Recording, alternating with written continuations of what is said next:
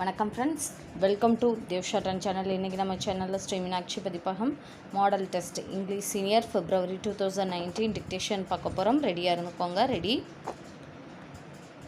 Start. Ladies and gentlemen, I am really very glad to be here with you all this afternoon to perform the most pleasant job of inaugurating the Founders' Day celebrations of your school. I must at the outset thank you for giving me this opportunity. I now propose to share my random thoughts with you of what I consider to the chief characteristics of a good and ideal school. A good school, in spite of its many difficulties, should never forget the basic fact that the mind of the individual is to be respected. That should, in my view, be the starting point of any true education. I am sure you will agree with me on this vital point. The process of education is a continuing one in which every stage has its own significance.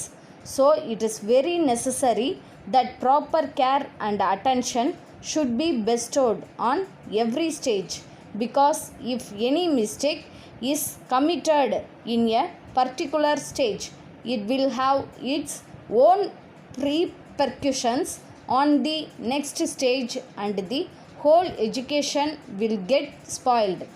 A good school directs its educational effort to the development of the whole educational structure and not only to one aspect or part thereof.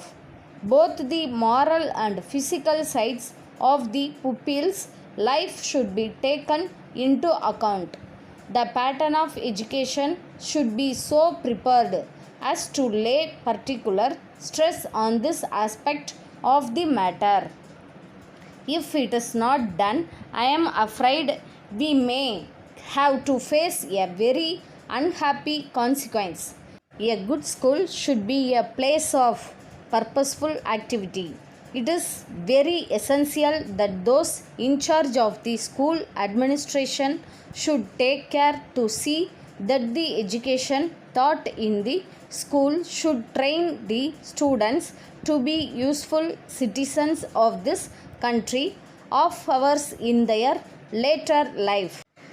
Unless this is done, the very object of education is likely to be jeopardized, and all the money and time spent on education cannot be considered to have been usefully spent. The pupils should be taught the value of clean life and the need to help the poor in distress. They should be taught to be of service to the weaker sections of society. They should be taught the high morals of life and a readiness to work for the common good. If the students were given proper instructions on these lines, I am sure they will really be very good, useful and ideal citizens in their later life. The community will also greatly benefit by such education given to the students. The utility of the students to the pupil is a very important factor, and that should be borne in mind while formulating the pattern of education. I hope and trust that I have made this point quite clearly to my audience. I appeal to the educationists all over the country to take these suggestions of mine in the right spirit and come forward to revise the patterns of education in the schools in their respective regions. Now I wish to pass to another important aspect of education.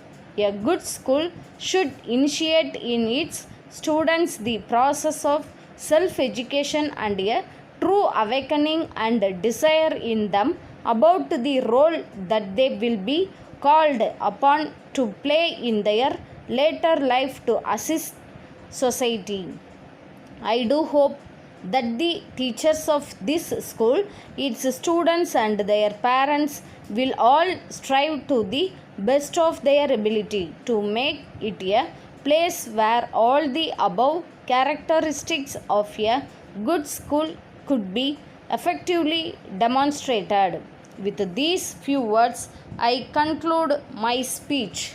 Letter dated 2nd November 2001 from the manager, Atlas Cycle Company Limited, Madurai, to the manager, Cycle Spares Limited, Chennai. Dear sir, we have received your letter of the 30th ultimo, which has raised several unsatisfactory points. We regret to state that we are not able to agree with your remarks. We are not sure that your facts are quite correct because, in the first place, we believe you agreed verbally with our representative that you would give us an opportunity to represent your firm in Sivaganga.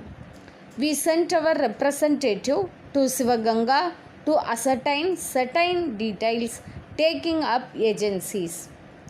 We are sure you will understand our difficulty when we heard not from your good self but thought an advertisement in local paper that you have appointed a competitive firm at Sivaganga to represent you. Had we been given an opportunity to discuss the matter further with you, we are sure we could have come to terms, but frankly, we are at a loss to know why the matter was taken out of our hands without a word of explanation to us. We would very much like to know the reasons promoted you to reach such a decision. In these circumstances, we are keen in having a free and frank discussion with you to settle the whole matter to our mutual satisfaction. On hearing from you, our representative will see you in person after informing you of his program. Yours faithfully.